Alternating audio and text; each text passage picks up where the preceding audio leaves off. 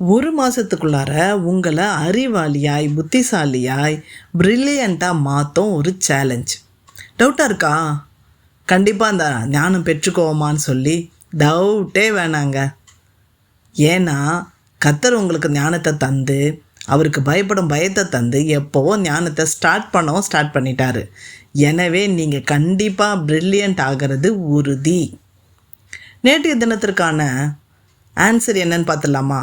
அதிக ஜாக்கிரதை உள்ளவர்களாய் விசுவாசத்தோடு எதோட ஞானத்தையும் வழங்க வேண்டும் என்ற கேள்விக்கு தைரியத்தோட ஞானத்தையும் வழங்க வேண்டும். எஸ், டுடே கொஸ்டின்: நீங்கள் ஞானமுள்ள ஜனங்கள் என்று யோபு யாரை பார்த்து சொன்னார்? நீங்கள் ஞானமுள்ள ஜனங்கள் என்று யோபு யாரை பார்த்து சொன்னார்? நாளைய தினம் இதோட ஆன்சரை பார்க்கலாம். நீதிமொழிகள் 2ஆம் அதிகாரம் 10வது வசனத்தில், ஞானம் உன் இருதயத்தில் பிரவேசித்து அறிவு உன் ஆத்மாவுக்கு இன்பமாக இருக்கும் பொழுது ஒரு சூப்பர் காரியம் நடக்குதுங்க. அது என்ன காரியம்னு உங்களுக்கு நான் சொல்கிறேன்.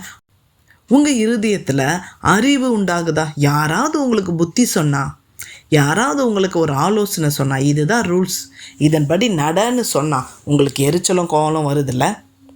அதை முதல்ல அவாய்ட் பண்ணிவிட்டு நீங்கள் ரிஜெக்ட் பண்ணுறதுக்கு பதிலாக அந்த மனுஷர் என்ன அறிவுரை சொல்கிறாங்க, என்ன புத்திமதி சொல்கிறாங்க, அது எனக்கு எவ்வளோ யூஸ்ஃபுல்லாக இருக்கும், அதை நீங்கள் கவனித்து கேட்பீர்கள் என்று சொன்னால் அது மெல்லமாக உங்கள் இருதயத்திற்குள் அந்த ஞானம் செல்கின்றது.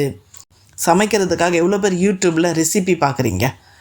அது அவங்க சொல்கிறாங்க, இப்படி ஞானமாக சாப்பிடுங்க, சுகர் போகும், உங்களுக்கு பிபி சரியாகும் சொல்கிறாங்க. அதை நீங்கள் எடுத்துக்கிறீங்க.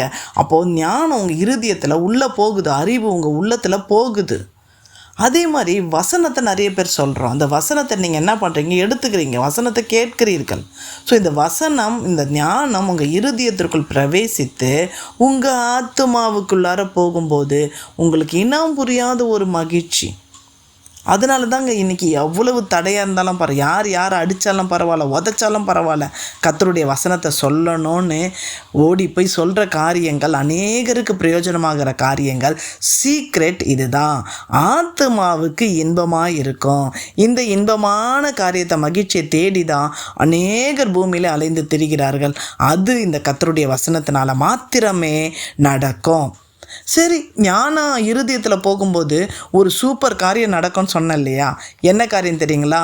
அந்தகார வழி, தீமை வழி, கோணல் வழியிலேருந்து நீங்கள் தப்புவிக்கப்படுவீங்க. அப்போ நீங்கள் தாங்க சூப்பர் வின்னர்.